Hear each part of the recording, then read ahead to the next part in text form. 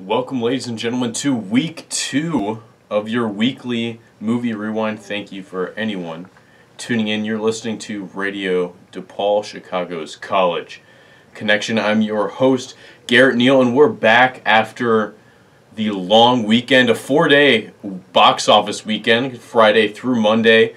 It's the official end of the holiday season because this still kind of counts technically, but now we don't have unfortunately, we won't have a break for a while, which is unfortunate as far as, certainly if you're in the movie business as far as making money goes, but also as well as it's nice to have days off.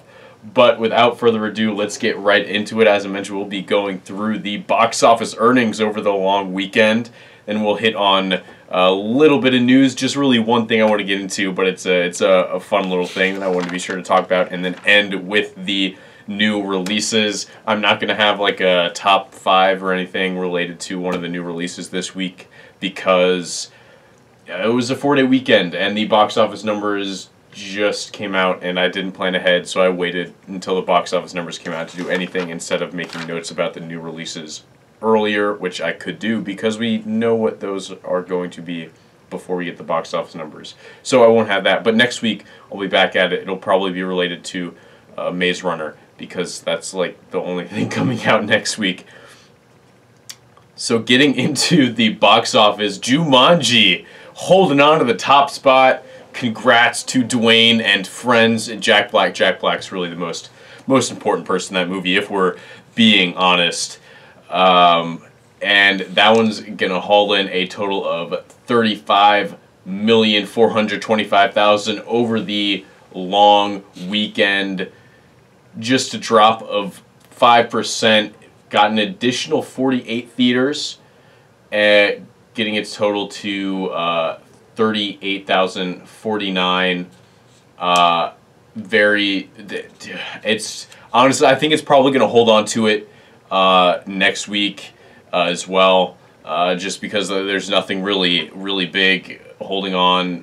There's nothing really big coming out, and Jumanji's been holding pretty steady, and I mean it's like 12 million above the number 2 spot. I don't see it slipping quite that far, and I don't see anything else really jumping up all that much. A couple other notes. It opened in China, getting in some international numbers here. Of course, all the numbers I'll be giving normally are domestic, and this is via Box Office Mojo. Jumanji opened in China this weekend to $39,236,917, and it is yet to open in Japan. That's its last major market, so it's still getting those big bucks in the international market. It is doing a phenomenal job. Sony's very happy about that one, and you know, one of the other good things about this movie, and one of the things I think is that it'll hold on to the top spot for one more week before I think Maze Runner will probably knock it out, is that it's a very rewatchable movie. It's just very fun and funny, and it doesn't get old. A lot of the Oscar and the heavy hitter movies, it's hard to see those repeatedly because they leave you broken inside after watching them once.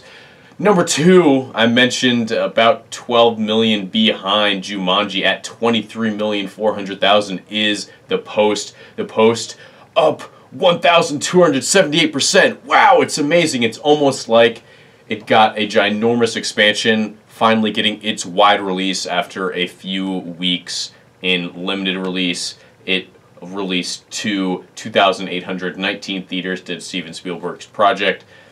And I think it'll probably, yeah, I mean, it's supposed to be a good movie, did a good job, brought in number 2, but number 3 is far more of a big deal, is The Commuter, the highest of the new releases, which going into the weekend, most thought, myself included, was probably going to be Paddington 2, but The Commuter pulls it out, bringing in 16,375,000 over the long weekend in 2,892 theaters.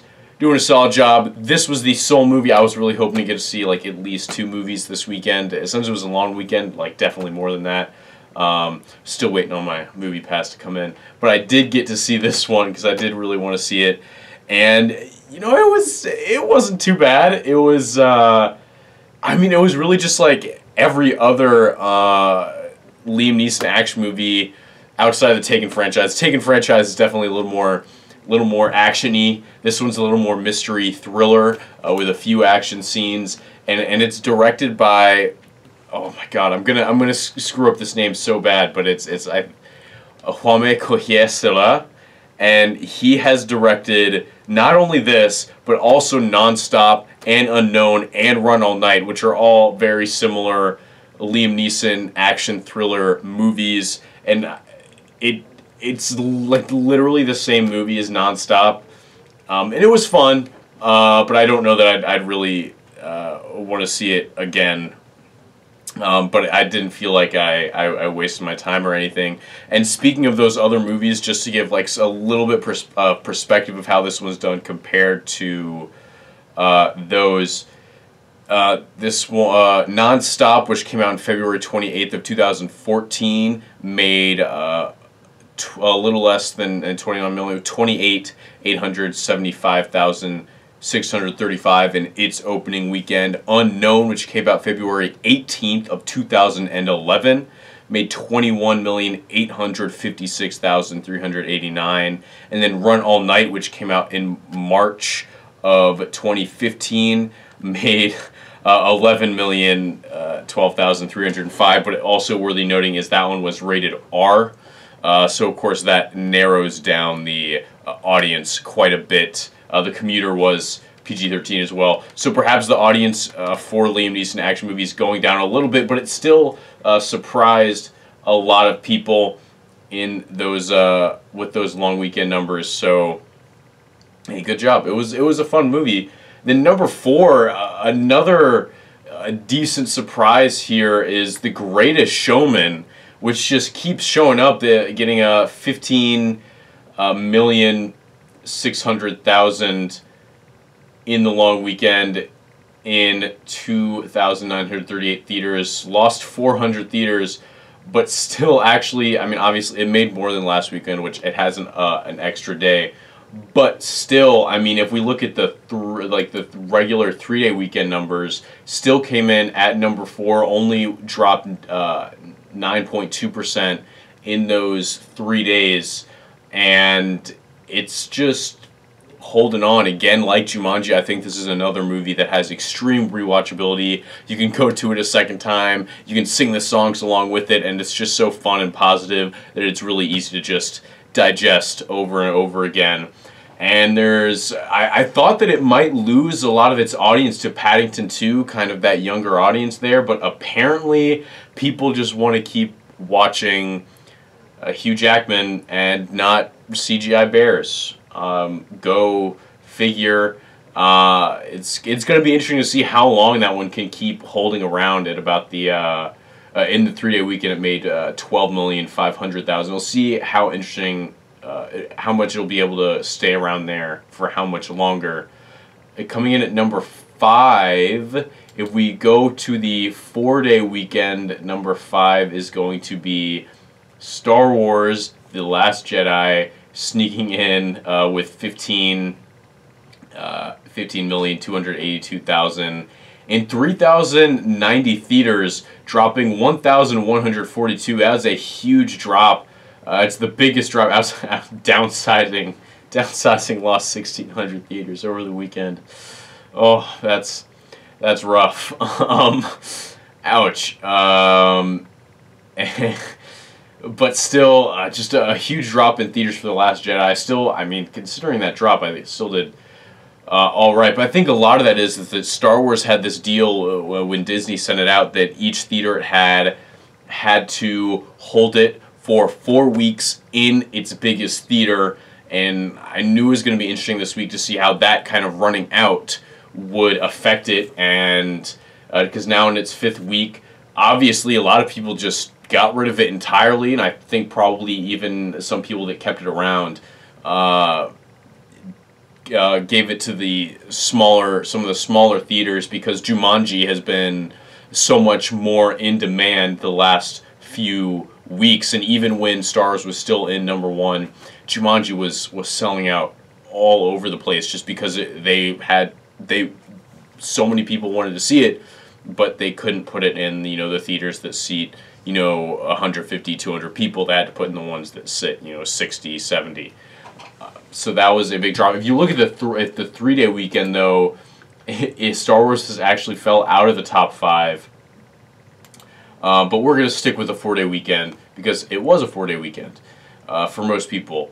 So sticking with that 4-day weekend, the next new one is Paddington 2, coming in at 15 million in 3,702 theaters.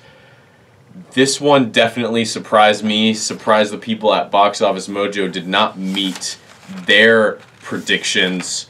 I don't know. I don't know what happened. It's the first one made about 19 million as well, or not as well. This one made 15 million. The first one had 19 million. This one had that 100% on Rotten Tomatoes, but I guess it wasn't. Rotten Tomatoes isn't everything. I love it. Audiences are learning. Don't always just go off Rotten Tomatoes. That's great, but at the same time,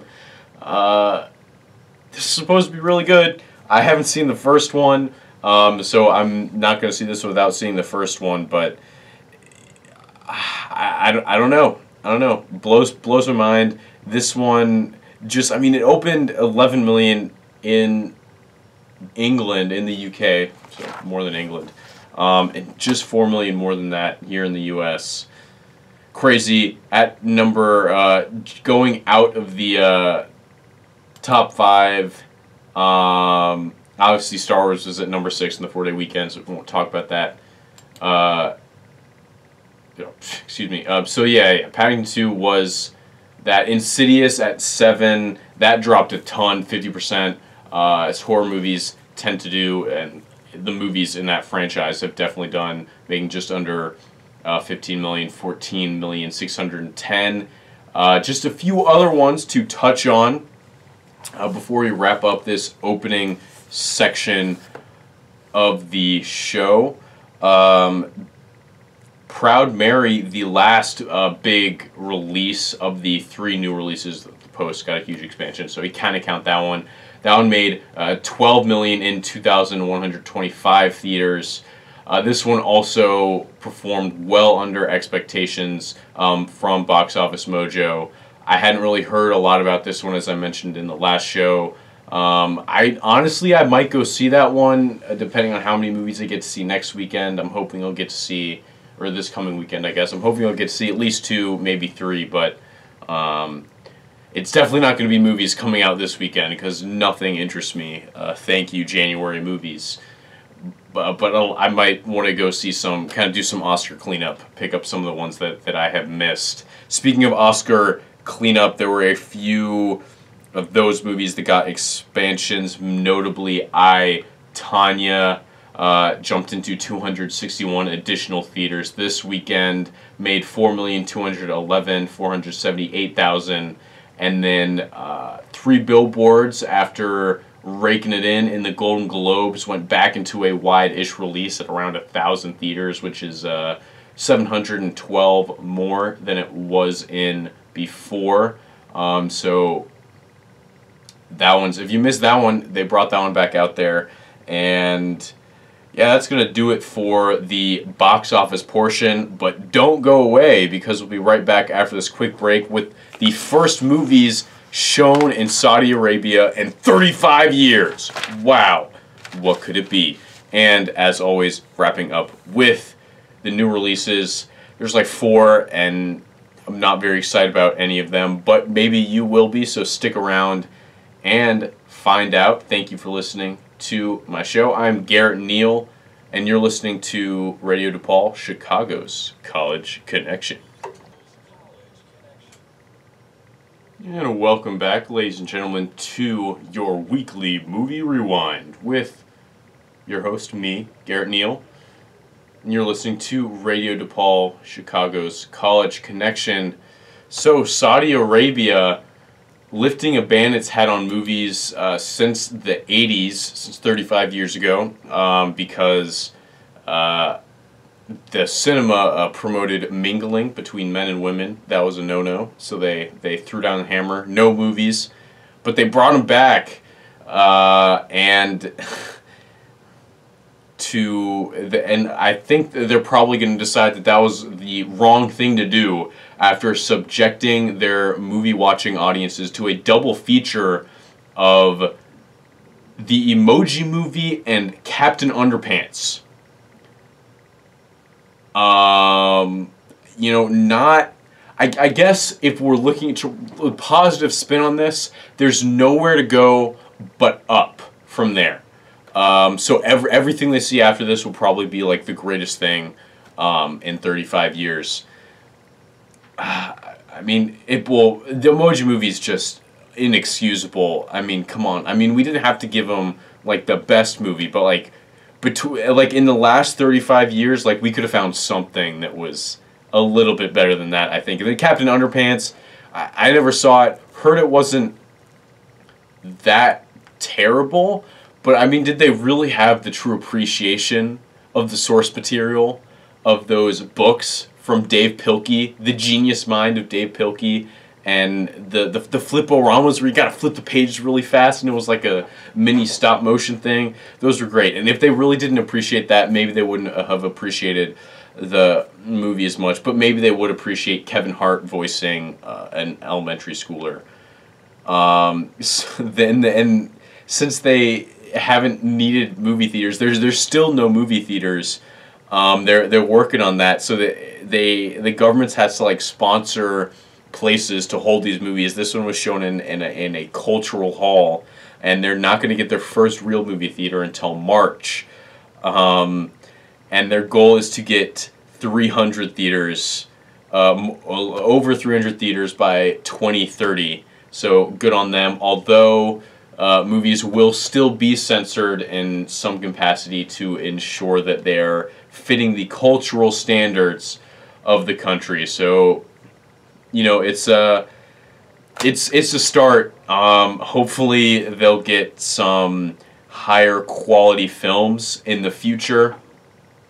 But yeah, hey, nowhere to go but up. And in Saudi Arabia, the greatest film in the last 35 years is probably Captain Underpants.